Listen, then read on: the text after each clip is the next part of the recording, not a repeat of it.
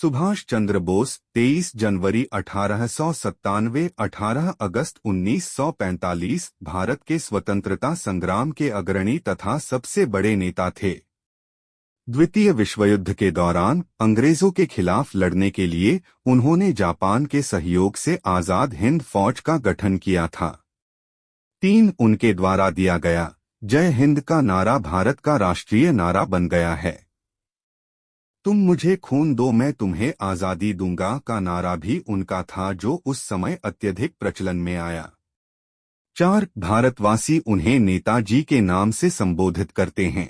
कुछ इतिहासकारों का मानना है कि जब नेताजी ने जापान और जर्मनी से सहायता लेने का प्रयास किया था, तो ब्रिटिश सरकार ने अपने गुप्तचरों को 1941 में उन्हें खत्म करने का आदेश दिया था। 5 नेताजी ने 5 जुलाई 1943 को सिंगापुर के टाउन हॉल के सामने सुप्रीम कमांडर सर्वोच्च सेनापति के रूप में सेना को संबोधित करते हुए दिल्ली चलो का नारा दिया और जापानी सेना के साथ मिलकर ब्रिटिश व कॉमनवेल्थ सेना से बर्मा सहित इम्फाल और कोहिमा में एक साथ जमकर मोर्चा लिया। 21 अक्टूबर 1943 को बोस ने आजाद हिंद फौज के सर्वोच्च सेनापति की हैसियत से स्वतंत्र भारत की अस्थायी सरकार बनाई, जिसे जर्मनी, जापान, फिलीपींस, कोरिया, चीन, इटली, मांचुको और आयरलैंड सहित 11 देशों की सरकारों ने मान्यता दी थी। जापान ने अंडमान और निकोबार द्वीप समूह इस अस्थायी सरकार को दे दिए। सुभाष उन द्वीपों में गए और उनका नया नामकरण किया।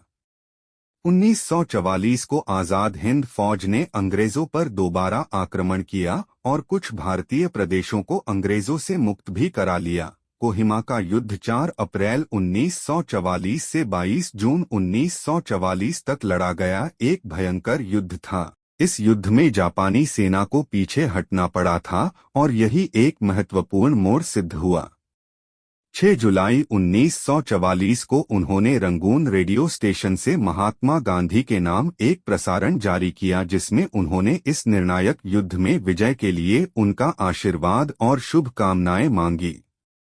6 नेताजी की मृत्यु को लेकर आज भी विवाद है।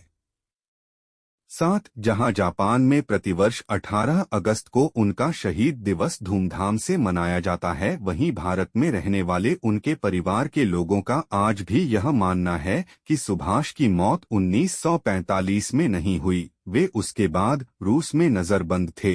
यदि ऐसा नहीं है तो भारत सरकार ने उनकी मृत्यु से संबंधित दस्तावेज अब तक सार्वजनिक नहीं किए, क्योंकि नेताजी की मृत्यु नहीं हुई थी। 8 16 जनवरी 2014 गुरुवार को कलकत्ता उच्च न्यायालय ने नेताजी के लापता होने के रहस्य से जुड़े खुफिया दस्तावेजों को सार्वजनिक करने की मांग वाली जनहित याचिका पर सुनवाई के लिए विशेष पीठ के गठन का आदेश दिया।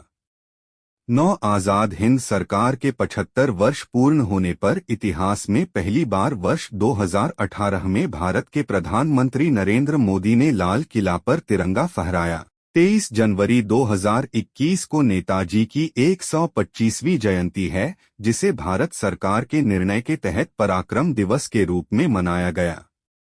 8 सितंबर 2022 को नई दिल्ली में राजपथ, जिसका नामकरण कर्तव्य पथ किया गया है, पर नेताजी की विशाल प्रतिमा का अनावरण किया गया।